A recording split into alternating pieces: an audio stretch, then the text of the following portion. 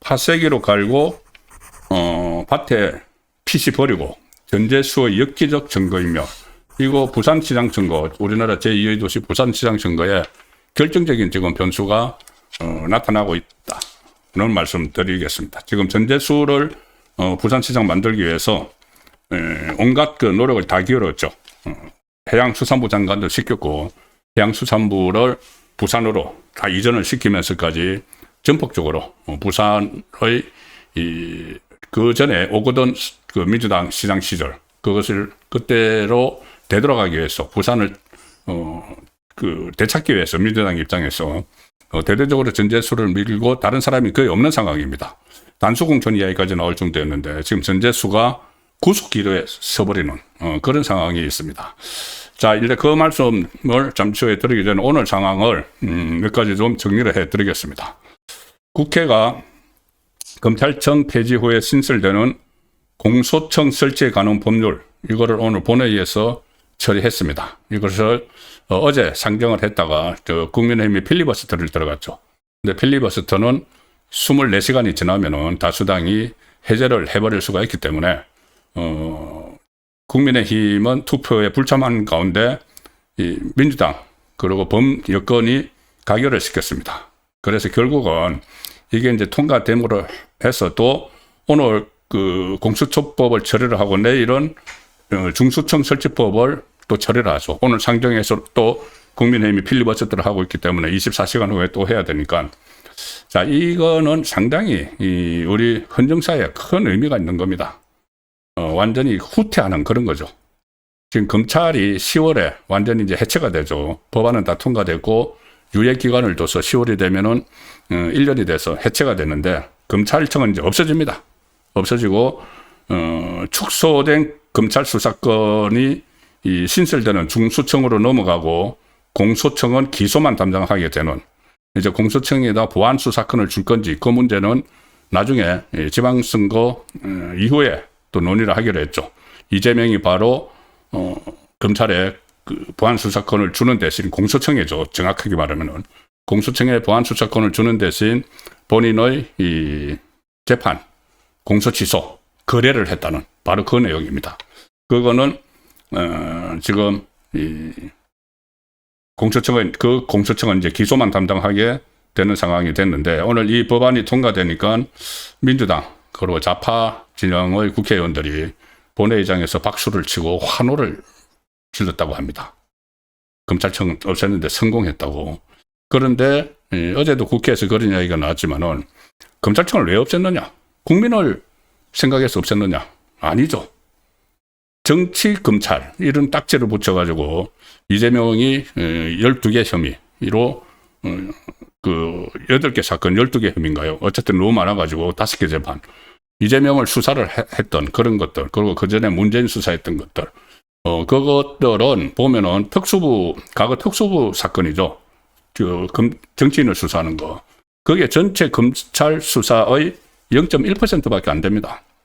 0.1%밖에 안 되는데, 그게 마음에 안 든다고 검찰을 아예 폐지를 시켜버린 거죠. 검찰이 그것만 합니까? 뭐 민생 치안과 관련된 이런 수사 노하우도 있고, 경찰보다 훨씬 노하우도 많고, 능력도 있고, 그런 조직을 정치적인 이유로 0.1%뿐이 안 되는 그 특수부 사건, 그것을 이유로 아예 폐지를 시켜버렸다. 그래서 그런 표현도 나오죠. 학교에 일진이 있으면은 일진을 쫓아내면 되지. 학생들을 괴롭히는 일진이 있으면 일진을 쫓아내면 되지. 왜 학교를 폐쇄시켜버리느냐. 그 표현까지 넣을 정도로 지금 이 빈대 잡자고 초가상관을 완전히 태운 그 법안이 그걸 이제 폐지는 이미 법안 통과됐고, 그걸 대체하는 공소청하고 중수청 법안이 지금 처리를 하고 있는 상황입니다. 자, 그래서 내일 오후에 또 이 중수처법까지 통과가 되면은 완전히 이제 검찰은 역사 속으로 사라지고 새로운 상황이 되는데, 오늘 또 주목이 됐던 것이 어제 제가 계속 강조를 해드린 소위 말하는 조작 기소, 민주당이 이름 붙였죠. 국정조사 특위, 오늘 첫 회의를 했습니다. 그런데 지금 이 명칭을 민주당이 계속 조작 기소 국정조사 특위 이렇게 붙이고 있죠. 조작 기소. 그러니까는 어떤 조사를 하려면은 객관적인 입장에서 접근을 해야 됩니다. 이게 조작 기소인지 정말 이재명이 범죄를 저질렀는지 그거를 객관적인 명칭을 붙여야죠. 조사를 하는 건데. 그런데 무조건 조작 기소 이렇게 붙이니까 오늘 그 국민의힘이 그 국정조사에 반대하다가 들어갔는데 제가 계속 저는 이제 들어가야 된다는 입장을 계속 말씀드렸지 않습니까? 들어갔는데 일단 첫날 오늘 특위가 열린 첫날인데 이 특위 명칭 그리고 조사 대상을 놓고 크게 충돌을 했습니다.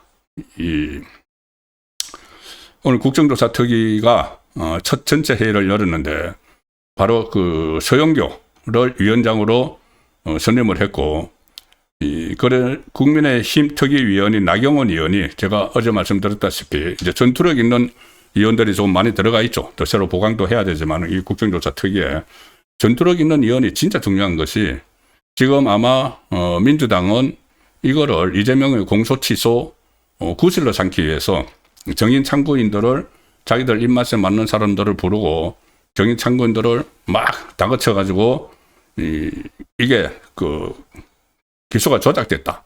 이걸 미리 이제 방향을 정해놓고 하기 때문에 거기에 계속 제동을 걸어서 거기에 그 논리를 깨고 또 수사했던 검사들에게 정확한 질문을 해서 이게 기소를 조작한 게 아니고 이재명의 범죄 혐의가 있다는 것을 TV를 이제 생중계되니까 국정조사는 그걸 국민들에게 확실히 보여주려면 전투력 있는 사람들이 많이 들어가야 됩니다.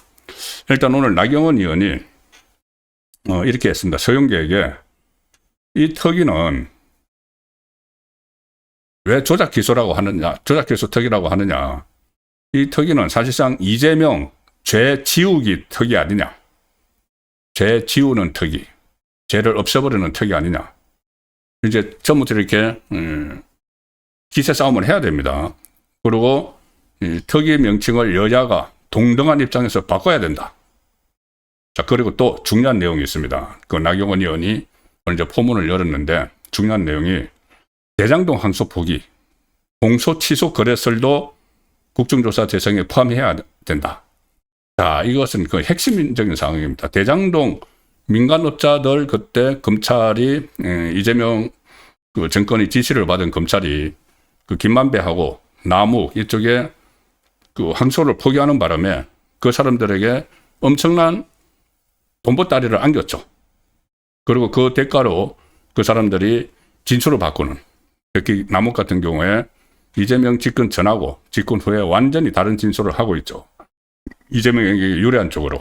그래서 입막음을 하는 거고, 김만배에 대한 입막음 이런 차원으로 대장동 민간업자들 그때 그 항소를 포기함으로 인해서 엄청난 그 돈방석이 앉도록 그렇게 만든 거. 이것도 그때 처음에 민주당이 국정조사 하자고 했다가 국민의힘이 몇 가지 조건을 걸었는데 제가 그때도 말씀드렸죠. 조건 걸 필요 없다. 무조건 그냥 해야 된다. 판을 벌려야 된다.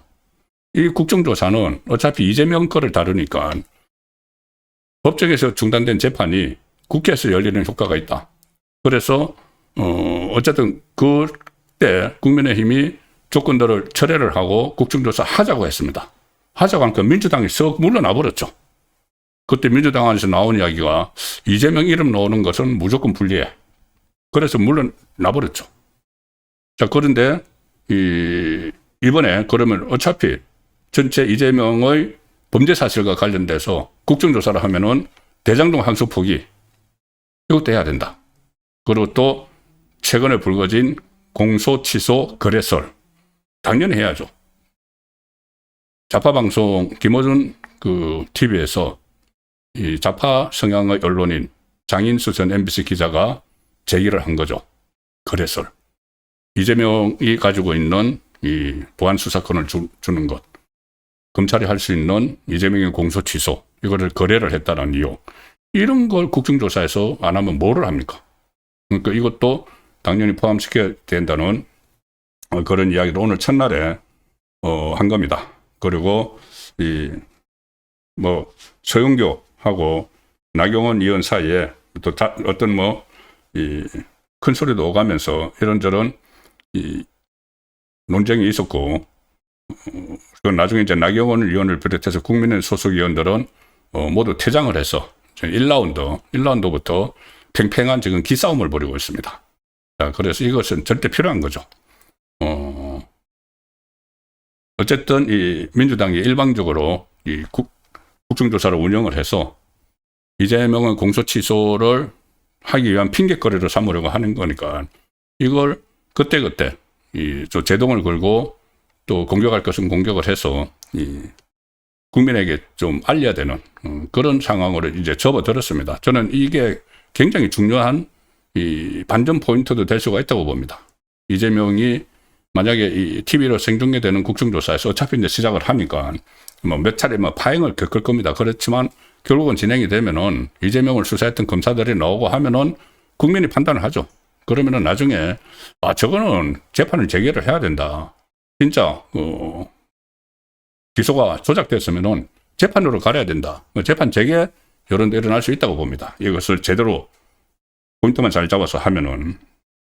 그리고 오늘 이 특위가 민주당 주도로 국정조사 계획서를 채택을 했는데 정청래가 오늘 최고위원회의에서 속마음을 드러냅니다. 속마음을. 뭐라고 했느냐. 이 국민의힘이 국정조사 특위를 사보타주 하거나 무산시키려 한다면 단독으로라도 개문 발차하겠다. 이게 속내죠. 국민의힘이 은근히 안 들어오기를 바랐죠. 그래서 고속도로를 까는 것처럼 그냥 1차 천류로 진행을 해서 봐. 검찰이 이재명 사건들 다 조작한 거 아니야. 그래가지고 다 털어버리려고 공소 취소로. 그 의도였는데 그래서 계속 이제 국민의힘에게 빨리빨리 안 들어오면 그 개문 발차한다 이런 이야기를 해왔는데 이제 들어왔습니다. 들어왔으니까 이게 제대로 진행이 되면은 저번에 대장동 항소 포기 국정조사를 안 하고 물러선 것처럼 그때 이제 이재명 이름이 나오는 거 무조건 좋지 않다. 그래서 물러섰죠. 근데 이제 이것도 물러설 수는 없으니까 가급적 국민의힘이 그냥 이걸 사보타지 하거나 이렇게 해주면은 좋은 거죠. 그래서 그렇게 되면은 개문 발차하겠다. 그냥 가겠다는 이야기인데 그런 부분에 대해서 강약 조절을 지금 국민의힘이 잘 해서 이거를 TV 생중계가 되는 선까지 몰고 가야 됩니다. 그래서 결국은 오늘 국민의힘 특위위원들이 기자회견을 열었습니다. 그리고 특위 명칭을 변경해야 된다. 왜 전제를 해놓고 하느냐. 왜 조작 기소 국조특위라고 하느냐. 그렇게 하려면 이재명 죄 치우기 국조특위라고 해야 되는 것 아니냐.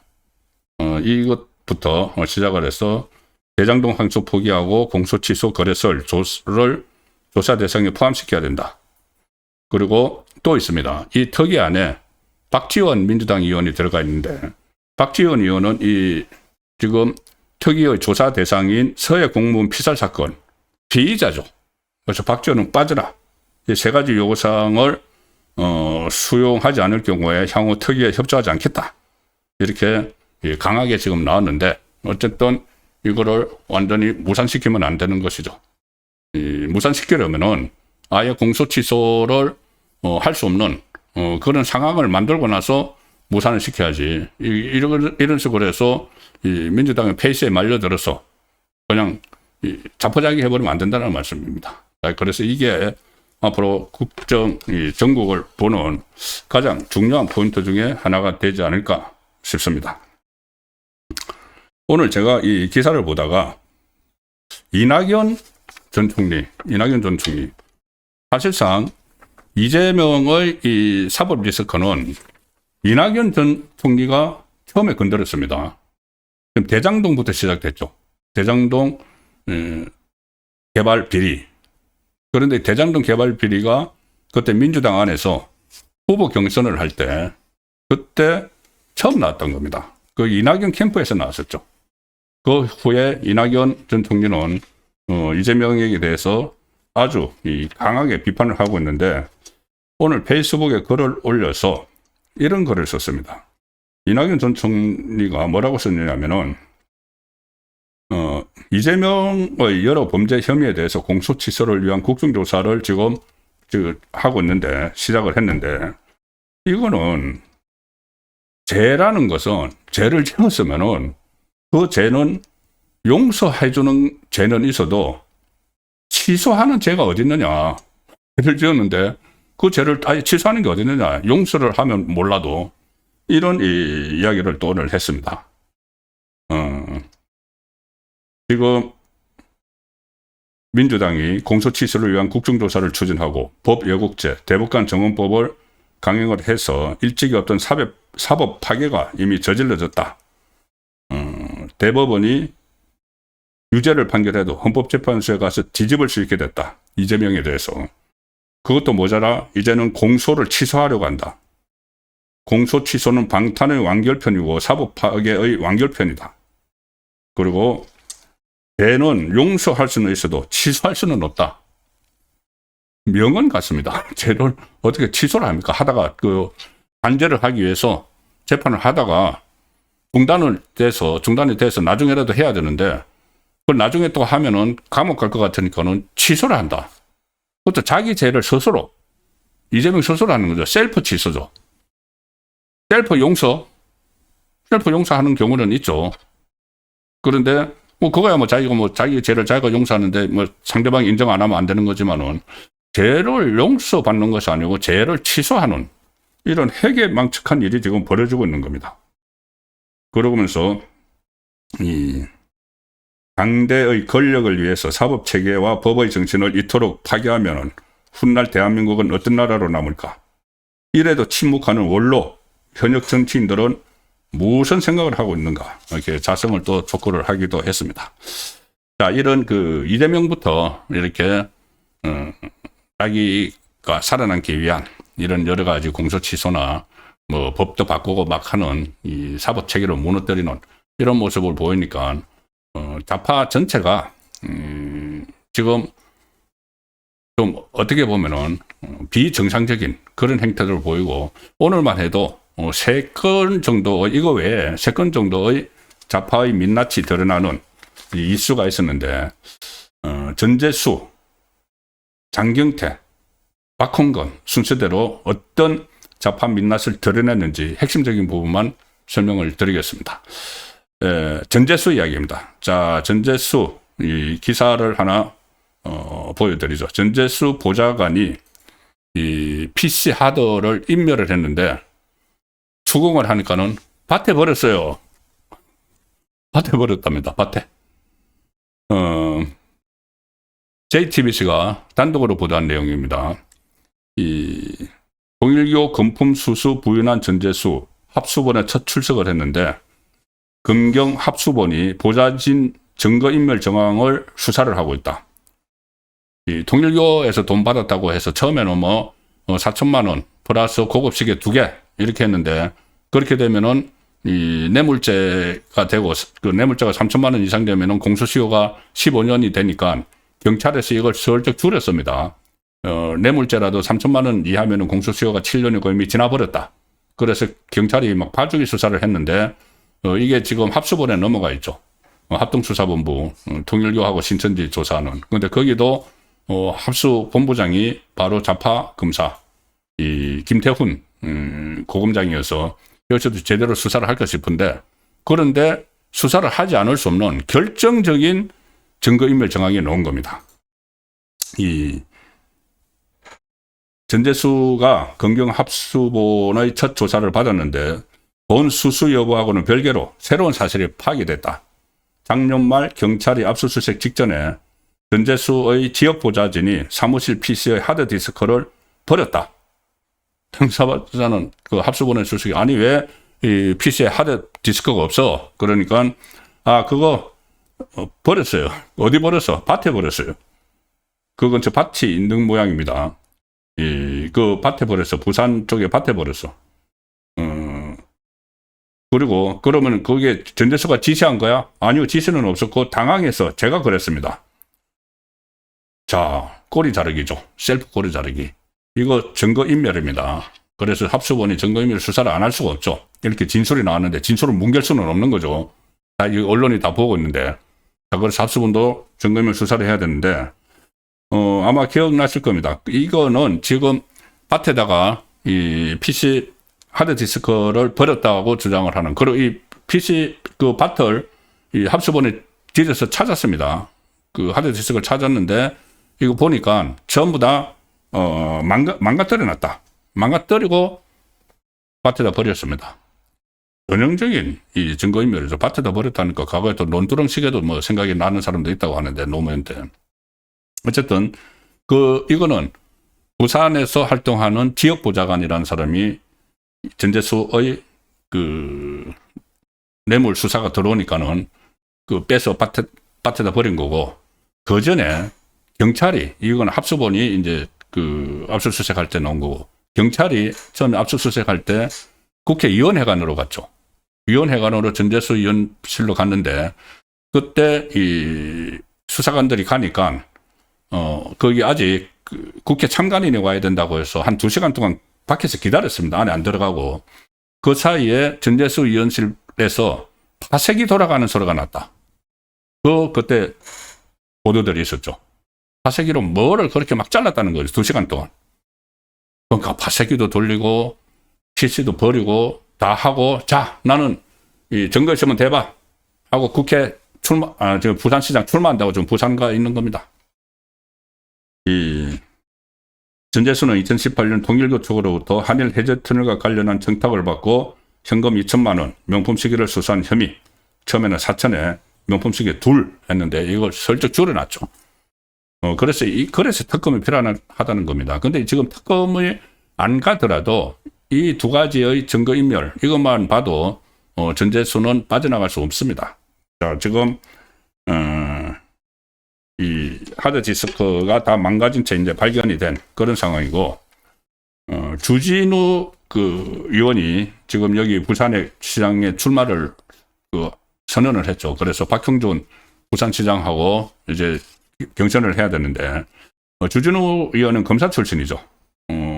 이렇게 이야기합니다.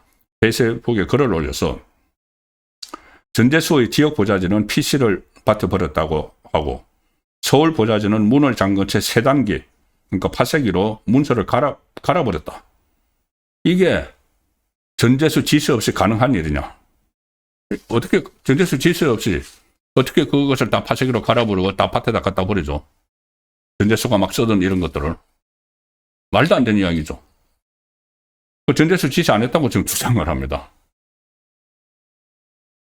그리고 또 오늘 KBS에서 또 하나 나왔습니다. 뭐냐면은 통일교 윤용호 전 세계본부장이 전재수에게 현금과 명품 시계를 줬다고 진술을 했던 그 인물이죠. 그런데 윤용호 씨가 이 전재수하고 만나고 나서 바로 그 직후에 통일교 관계자에게 3천만 원을 송금을 했습니다. 왜 송금을 했을까? 전재수하고 만나고 나서 30만 원 송금을 했는데 그 통일교 관계자가 누구냐? 바로 전재수를 통일교에 소개시켜준 사람이다. 그러면 그 3천만 원이 어떻게 돌아갔을까? 그걸 또 KBS에서 단독 보도를 했습니다. 그러니까 새로운 혐의도 드러났죠.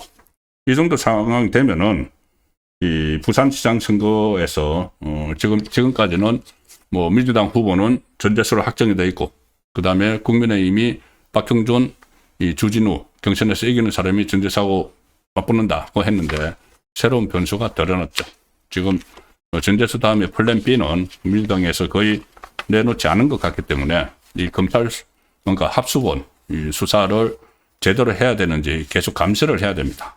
이런 증거인멸 정황이 나타났는데 이걸 그냥 뭉개버리면은 이것도 법 왜곡죄인가요? 나중에 큰일 날 일이죠. 이 김태훈 고검장을 비롯해서 법 왜곡죄로 걸릴 수가 있습니다. 지금 이것저것 전부 다 법 왜곡죄로 거는데.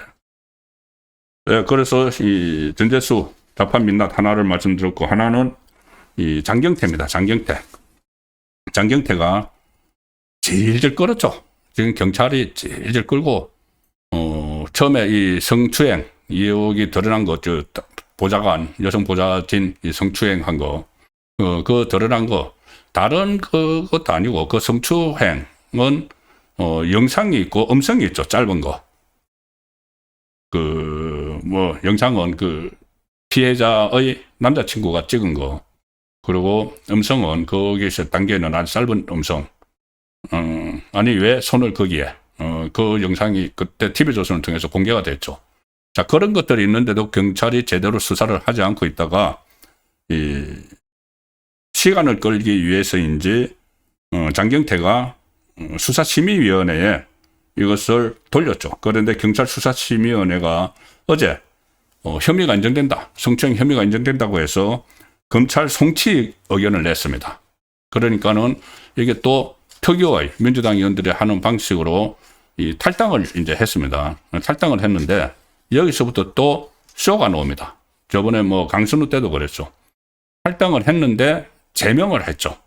그리고 이번에도 탈당을 했는데 이 당에서 비상징계를 하고 있었으나 징계 중 탈당으로 비상징계는 어려워졌고 그리고 당에서 즉시 처리하겠다. 그런데 제명에 준하는 조처를 내리겠다.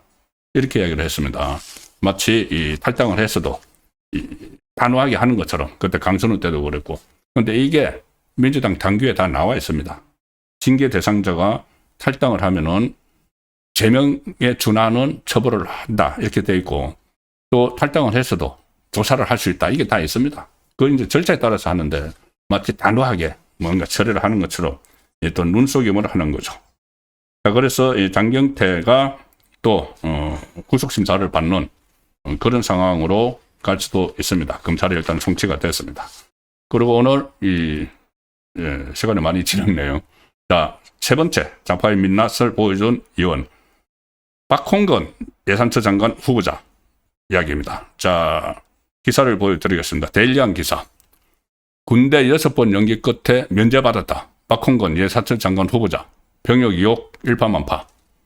이해훈이 그때 어떻게 자리 하나 맡아보겠다고 갔다가 실컷 이용만 당하고 쫓겨난 바로 그 자리죠. 기획예산처 장관 후보에 올랐는데 병역 의혹이 터졌습니다. 본인의 병역 의혹. 우리 정서에 병역 의혹 이거 절대 용납 안 되죠. 그래서 이게 이해훈에 이어서 또다시 낙마할 가능성도 배제할 수 없는 상황이 됐는데 박홍근 기획예산처 장관 후보자가 김영삼 정부 당시의 민주화 운동 한 사람들에 대한 특혜 조치를 악용을 해서 의도적으로 병역을 면제받았다는 의혹이 지금 나왔습니다.